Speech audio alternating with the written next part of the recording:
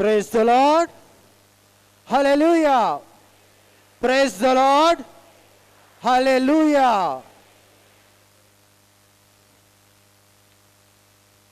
ప్రియమైన మరియ తల్లి భక్తులారా, క్రైస్తవుల సహాయమాత యాత్రికులారా, మీ అందరికీ నా యొక్క హృదయపూర్వక మరియగిరి క్రైస్తవుల సహాయమాత పండుగ శుభాకాంక్షలు తెలియచేస్తూ ఉన్నాను.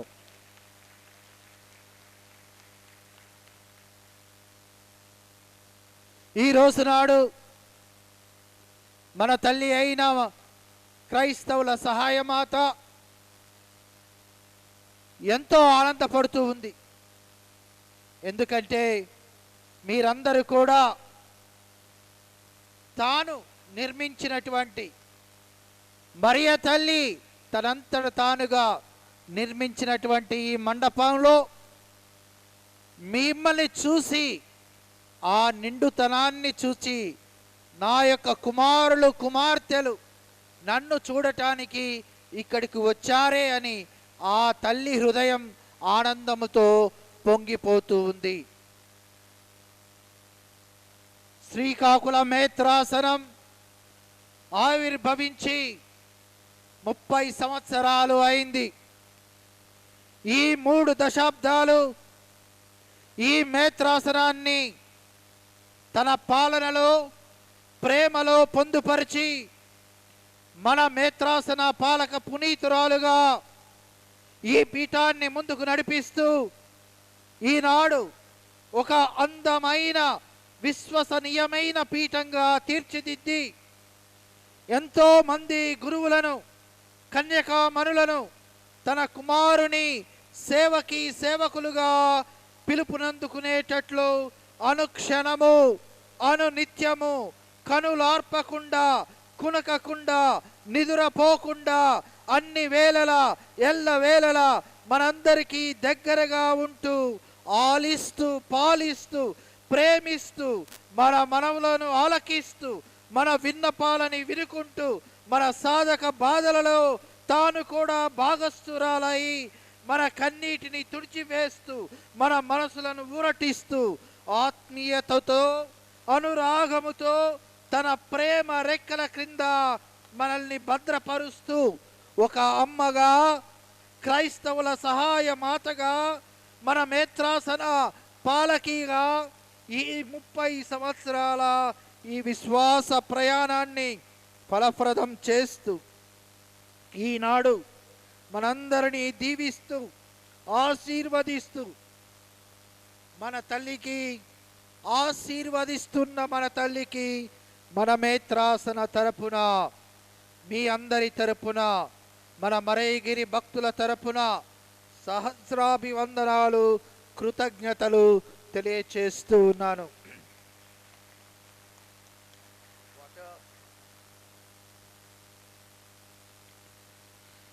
ఈ 30 సంవత్సరాల కాపుదలకు ఈ సంవత్సరం మన మేత్రాసనాన్ని క్రైస్తవుల సహాయ మాతకు అంకితం చేస్తున్నానని చెప్పటానికి ఎంతో గర్విస్తున్నాను. ఈ సంవత్సరం అంతా ప్రత్యేకమైన ప్రార్థనలతో మన తల్లిని మన పాలక పునీతురాలిని ఇంకా ఇంకా గౌరవింపబడేలాగా చెయ్యాలని మరియ తల్లి భక్తులందరికీ విన్నవించుకుంటున్నాను. ఈ సందర్భంగా మార్చ్ 1, 2, 3 తారీఖులలో ఇదే స్థలములో స్వస్థత ప్రార్థన కూటాలు జరగబోతూ ఉన్నాయి. హైదరాబాదు నుండి ఫాదర్ సిరిల్ గారు వస్తున్నారు. దయచేసి అందరూ ఆ 3 రోజులు ఇక్కడికి వచ్చి ఆ స్వస్థత ప్రార్థన కూటాలలో పాల్గొవాలని ప్రత్యేకంగా అందరినీ కోరుకుంటున్నాను. 25 సంవత్సరాల ఈ సుదీర్ఘ ప్రయాణములో కీర్తిశేషులైన ఏలిన వారు శ్రీకాకుళ మొట్టమొదటి పీఠాధిపతులు ఈ మేత్రాసనాన్ని క్రైస్తవుల సహాయమాతను ఈ మేత్రాసన పాలక పునీతులుగా ఎన్నుకొని తన పీఠాధిప బాధ్యతలను స్వీకరించి ఆ తల్లి కాపుదలలో పాలనలో అండదండలలో ఈ మేత్రాసనాన్ని ఏమీ లేని దాని నుండి ఎంతో క్రైస్తవ విశ్వాసుల ఈ ఆధ్యాత్మిక యాత్రలో నడిపించిన కీర్తిశేషులైన ఇన్న ఏలిన వారికి మనందరి అభిమాన కుసుమాల సుమాంజలు అందచేద్దాం.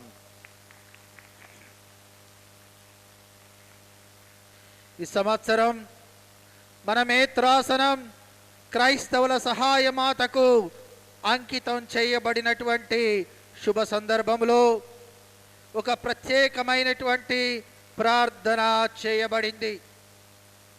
ప్రతి ఒక్క విచారణలో దివ్య స్వప్రసాదములోకిన తరువాత సంఘమంతా కలిసి మన మేత్రాసనము కొరకు చేయవలసినటువంటి ప్రార్థన, ప్రతి గృహములో కుటుంబమంతా కలిసి చేయవలసినటువంటి ప్రార్థన, ఈ రాబో కాలములో కూడా మన పాలక పునీతురాలు క్రైస్తవుల సహాయమాత మన మేత్రాసనాన్ని తన కాపుదలలో ఆశీర్వదించాలని, దీవించాలని, ఈ నిరీక్షణ యాత్రలో మనకు తోడుగా ఉండి మనల్ని నడిపించాలని ప్రత్యేక విధంగా మన అమ్మని వేడుకొందాం.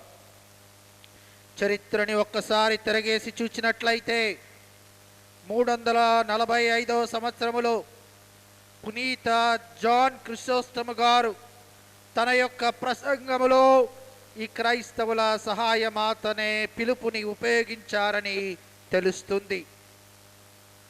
ఆనాటి నుండి మన క్రైస్తవుల సహాయమాత మన శ్రీ సభలో ఎన్నో విధాలుగా ఎన్నో అద్భుతాలు తన బిడ్డలమైన మనందరినీ అద్భుతాలతో తన బిడ్డలమైన మనందరినీ కాచి కాపాడుతూ వస్తూ ఉంది. ఆ క్రైస్తవుల సహాయమాతే మన మేత్రాసనానికి కూడా పాలక పునీతులు అవ్వటం మన యొక్క అదృష్టంగా భావించవచ్చు. 7వ భక్తినాథ పాపు గారు తాను ఖైదీగా విడుదలై రోము పట్టణములో పాదం మోపిన మొదటి సంవత్సర వేడుకలను పురస్కరించుకొని దేవునికి కృతజ్ఞతలు చెల్లించుకుంటూ తాను ఖైదీగా పడినటువంటి బాధలను గుర్తుకు తెచ్చుకుంటూ తన బాధలలో వ్యాకుల మాత వ్యాకులాలు తనతో పంచుకున్నటువంటి ఆ సంస్మరణ నాడు అనగా 15వ తారీఖు సెప్టెంబర్ మాసం 1815వ సంవత్సరములో అధికారపూర్వకంగా మే మాసం 24వ తారీఖు క్రైస్తవుల సహాయమాత పండుగను స్థాపించడం జరిగింది. తన యొక్క విడుదలకు కారణమైన క్రైస్తవుల సహాయమాతకు తన కృతజ్ఞతలు తెలియచేసుకుంటూ ప్రతిష్ఠించినటువంటి పండుగే ఈ క్రైస్తవుల సహాయమాత పండుగ. వ్యాకుల మాత పండుగ నాడు స్థాపించినటువంటి క్రైస్తవుల సహాయమాత తన భక్తులను తమ వ్యాకులాల నుండి, బాధల నుండి, కష్టాల నుండి విముక్తులను చేస్తుందని, విడుదల ప్రసాదిస్తుందని నమ్మకముతో విశ్వాసముతో ప్రతిష్ఠింపబడినటువంటి సహాయమాత మన పాలక పునీతురాలు. తదుపరి పునీత జాన్ బోస్కో గారు క్రైస్తవ మాత యొక్క భక్తి ప్రభక్తులను ప్రపంచమంతటా చాటి చెప్పారు. క్రైస్తవుల సహాయమాతకు ప్రముఖమైన భక్తుడిగా మారాడు. ప్రపంచంలో ఒక పెద్ద క్రైస్తవుల సహాయమాత పుణ్యక్షేత్రాన్ని నిర్మించాడు. ఆమె పేరిట ఒక కన్యకామణుల సంస్థను కూడా స్థాపించాడు. ప్రపంచమంతటా తల్లిని అందించాడు. లక్షలాది మంది భక్తుల హృదయాలలో క్రైస్తవుల సహాయమాత కొలువుండేలాగా చేశాడు. ఇక్కడ మనం గమనించవలసినటువంటి విషయం ఏమిటంటే, మరియ తల్లి, యేసు తల్లి క్రైస్తవుల సహాయమాతగా మనందరి మధ్య కొలువై ఉంది. క్రైస్తవుల సహాయమాత అనే పదములో సహాయం అనే పదాన్ని తీసివేసినట్లయితే క్రైస్తవుల మాత అని చదవవచ్చు. క్రైస్తవుల మాత అనగా క్రీస్తును అనుసరించే ప్రతి ఒక్కరి మాత అని అర్థము. క్రీస్తుని విశ్వసించిన ప్రతి ఒక్కరి మాత అని అర్థము. క్రీస్తుని నమ్మిన ప్రతి ఒక్కరి మాత అని అర్థము. కేవలము రోమన్ కథోలికల మాత మాత్రమే కాదు, క్రీస్తు మాతగా, దేవమాతగా, ఆ క్రీస్తులో నూతన జీవం పొందేటటువంటి ప్రతి ఒక్కరిని ఆ తల్లి స్వీకరించాలి, ఆ తల్లిని గౌరవించాలి, ఆ తల్లి సహాయాన్ని కోసమై వేడుకోవాలి, ఆ తల్లి ఒడిలో సేద తీర్చుకోవాలి. మన వాళ్ళకే, మానవాళికే జన్మనిచ్చిన దేవుణ్ణే తన గర్భాన మోసి లోకానికి అందించిన ఈ తల్లి తన దగ్గరకు వచ్చిన ఎవరిని కూడా కాదనదు.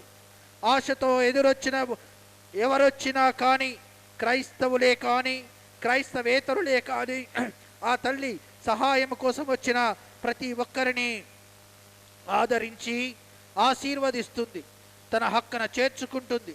అందుకనే మరియ తల్లి పుణ్యక్షేత్రాలలో తరచుగా క్రైస్తవేతరులు కూడా వచ్చి తలనీలాలు అర్పించి మరియ తల్లిని వేడుకుంటారు, ఎన్నో అనుగ్రహాలు పొందుతున్నారని చెప్పడంలో నేను ఎంతో గర్వపడుతున్నాను.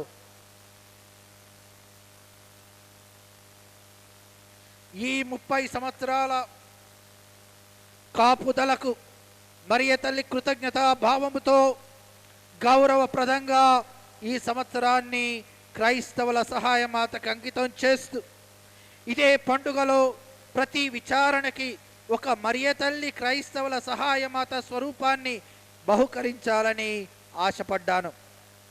కానీ అతి కష్టంగా కేవలం 10 స్వరూపాలు మాత్రమే మనకి చేరగలిగాయి.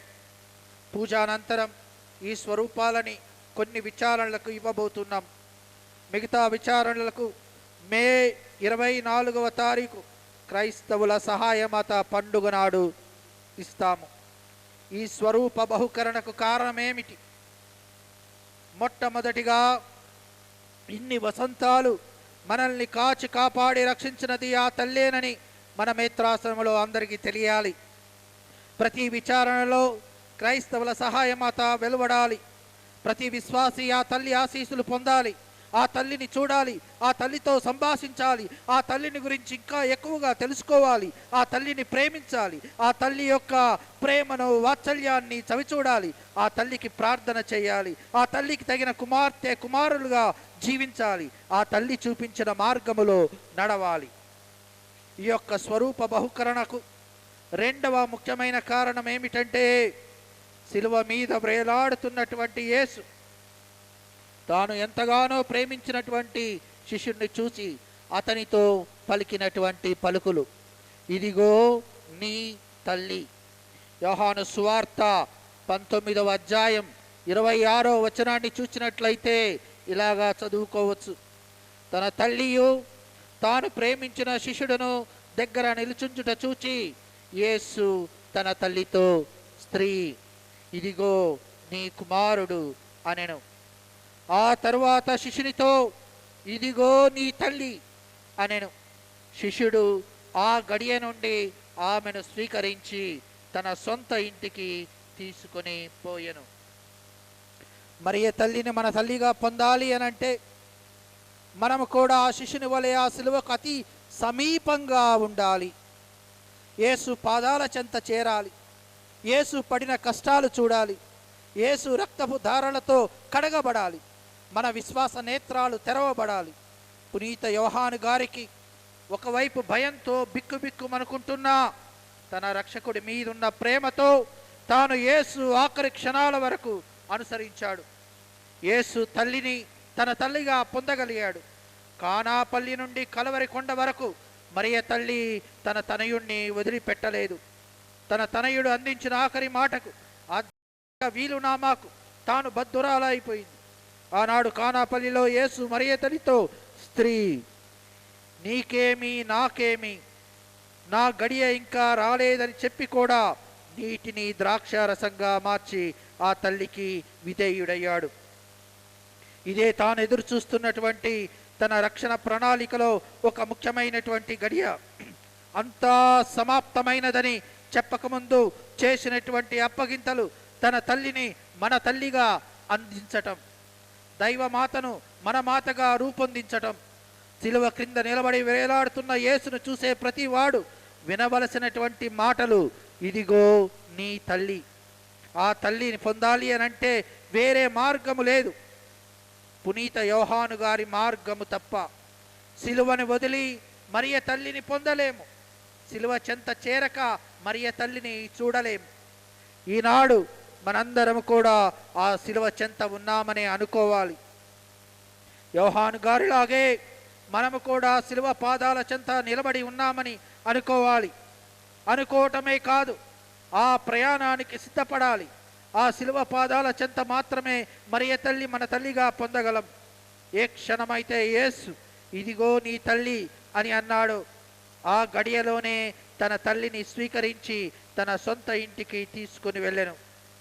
ఆనాడు యోహాను గారు చేసినటువంటి పనే మనము ఈనాడు చేయబోతున్నాము. ఆనాడు ఏ రకంగా అయితే వెంటనే ఆ క్షణమే తల్లిని స్వీకరించి తన సొంత ఇంటికి తీసుకుని వెళ్ళాడో, ఈరోజు కూడా ఆ సిలువదారి మాటలకు కట్టుబడి మన తల్లిని మన ఇంటికి తీసుకుని వెళ్ళబోతున్నాము. మేము ఈ విచారణలో ఈరోజు ఈ తల్లిని మనం ప్రతిష్ఠించబోతున్నాం. ఆ తల్లితో కలిసి జీవించబోతున్నాం. ఆ తల్లి పెంపకానికి బద్దులైపోతున్నాము. ఆ తల్లి పాలనలో మనం పెరగబోతున్నాము. నూతన జీవితాన్ని జీవించబోతున్నాము. అందుకే ఈ స్వరూప బహుకరణ కార్యక్రమం ఈ సంవత్సరం అంతా మరియ తల్లితో, క్రైస్తవుల సహాయమాతతో ఈ క్రొత్త ప్రయాణం మొదలు పెడదాం. ఈ స్వరూప తయారీలో మనకు సహాయపడినటువంటి సిస్టర్ ప్రమీలా గారికి, ఫాదర్ శ్రీవరాజు గారికి, మిగతా సలేషన్ ఫాదర్స్కి నా యొక్క హృదయపూర్వక కృతజ్ఞతలు, అభినందనలు తెలియజేస్తున్నాను.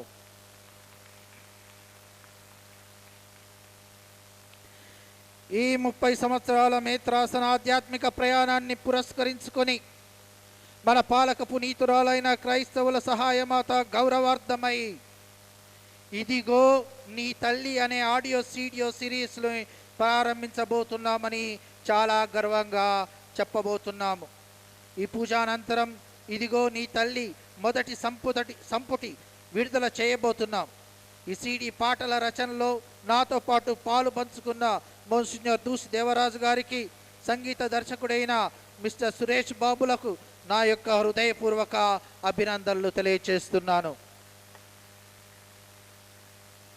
ఈ ప్రత్యేక సంవత్సరపు క్రైస్తవుల సహాయమాత ప్రార్థనలను పొందుపరిచిన మోన్సిన్యూర్ దూసి దేవరాజు గారికి నా యొక్క ప్రత్యేకమైన దైవాశీస్సులు అందచేస్తున్నాము.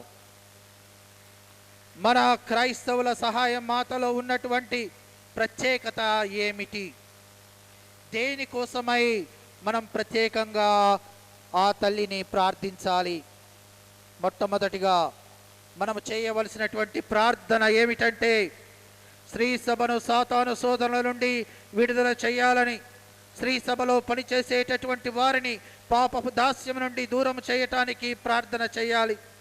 పీఠాధిపతులు, గురువులు, కన్యకామణులు, ఉపదేశులు, గృహస్థ క్రైస్తవులు తమ పరిచర్యలో పాపాన్ని జయించాలని, సైతానుని ఓడించాలని ప్రార్థన చేయాలి.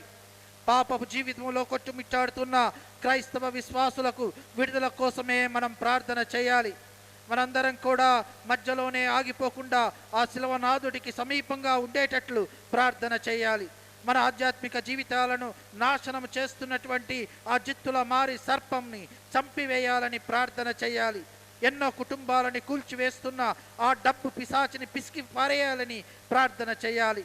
అనుమానాలతో, అక్రమ సంబంధాలతో చెల్లా చెదురు చేస్తున్న ఆ మోహపు పిశాచిని వెళ్ళగొట్టాలని ప్రార్థన చేయాలి.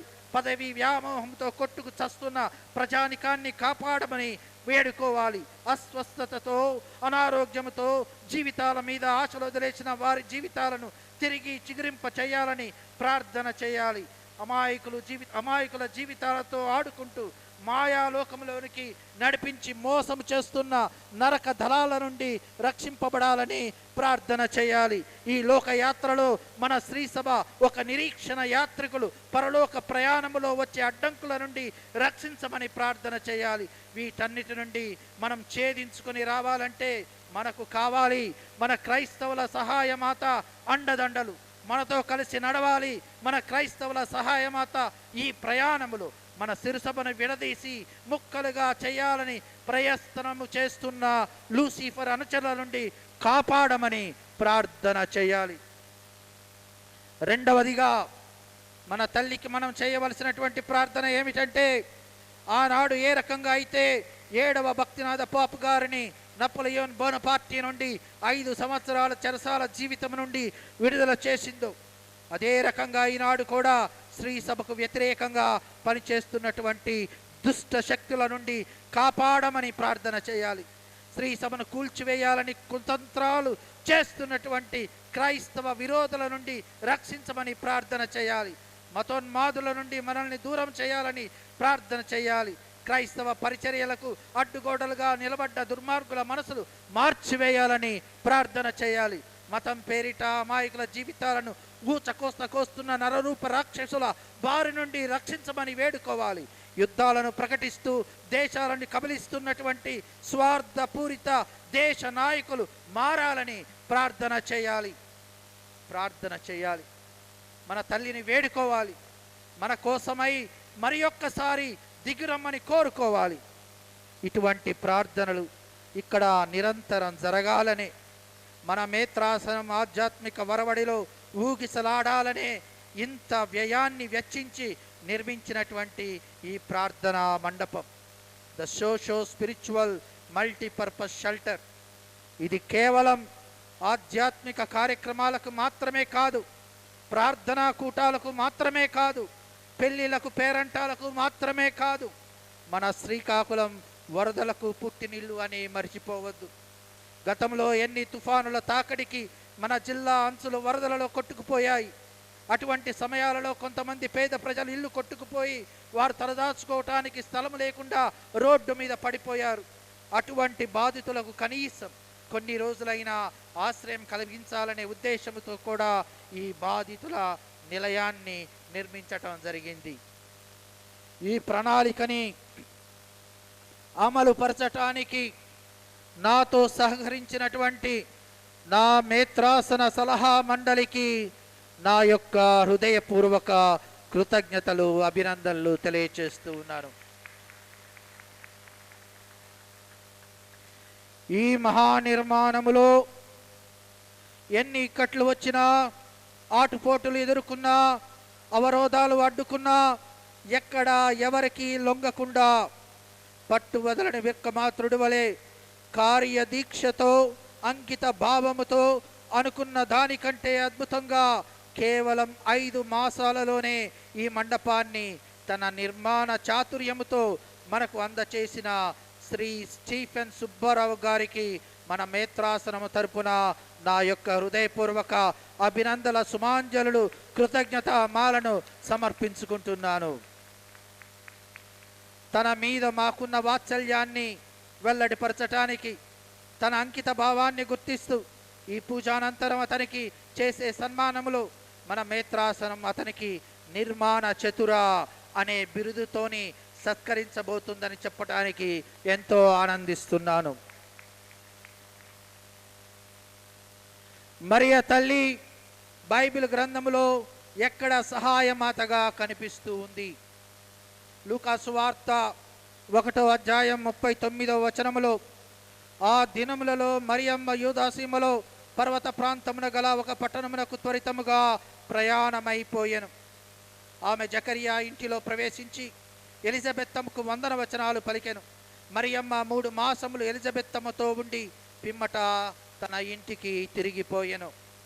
గాబ్రియేలు దూత మాటలు వినగానే తన చుట్టమగ ఎలిజబెత్తమ్మ 6వ మాసమని చెప్పగానే తాను త్వరితముగా తన సహోదరికి తన అవసరం ఉందని తెలుసుకుని ఎలిజబెత్తమ్మను గుర్తించటానికై పయనమైపోయాను. ఎలిజబెత్తమ్మతో 3 మాసములు గడిపాను.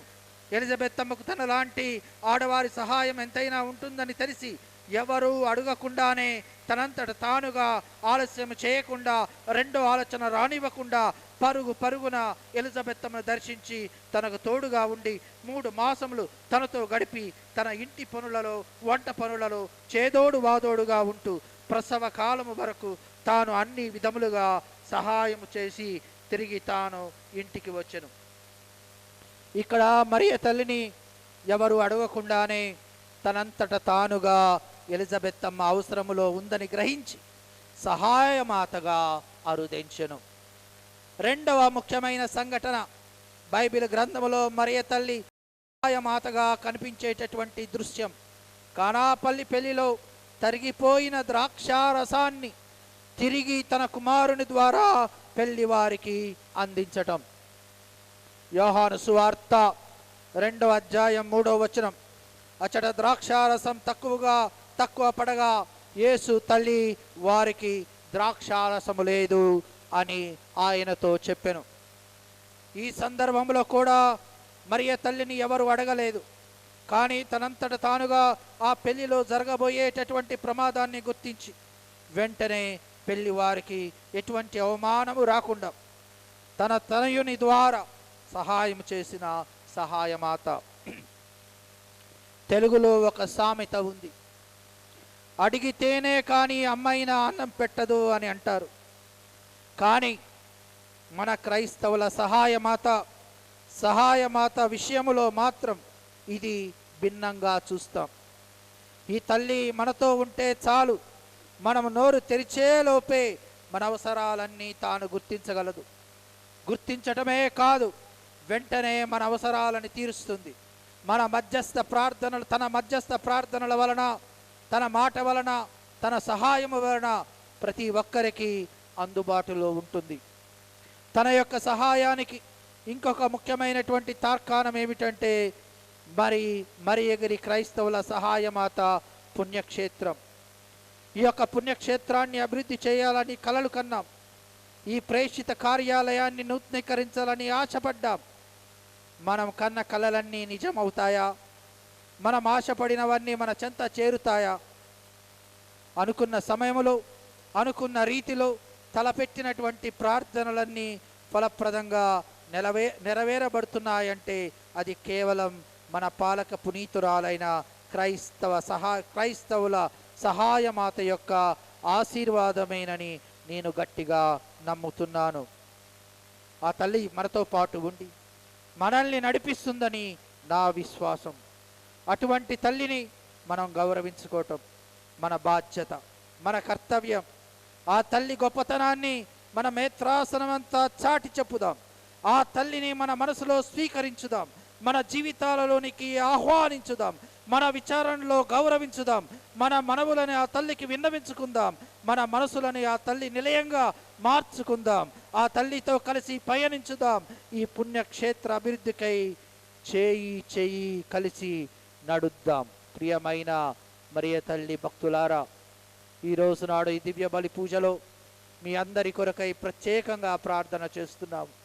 ఆ క్రైస్తవుల సహాయమాత మీ అందరినీ దీవించి ఆశీర్వదించాలని, కాచి కాపాడి రక్షించాలని, ఆ భగవంతుని దగ్గరికి, తన కుమారుని దగ్గరికి నడిపించాలని, మనందరం కూడా ఆ దేవుని యొక్క సన్నిధిలో ఎప్పుడు ఎదగాలని ఆ ప్రభువుని ప్రత్యేక విధంగా ప్రార్థించుదాం. పితా, పుత్ర, పవిత్రాత్మ నామమున